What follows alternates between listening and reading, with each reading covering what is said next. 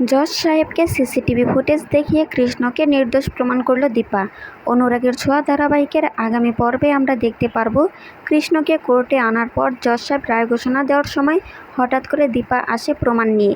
দীপা এসে জজ সাহেবকে বলতে থাকে, এই কেসের প্রমাণস্বরূপ আমার কাছে কিছু তথ্য রয়েছে। জজ সাহেব বলে, কী তথ্য? দীপা বলে, সিসিটিভি ফুটেজ।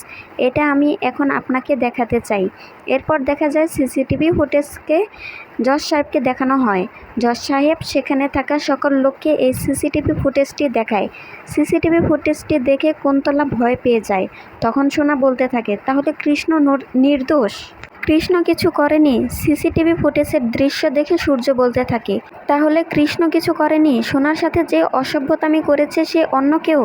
জজ সাহেব দীপাকে বলে, আপনার যা বলার আপনি কোর্টে এসে বলুন।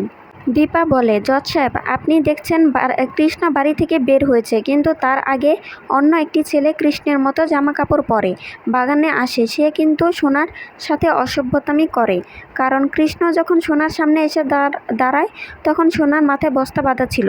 তার আগে কৃষ্ণ মতো জামা কাপড় পরা ছেলেটা সেখান থেকে পালিয়ে যায়।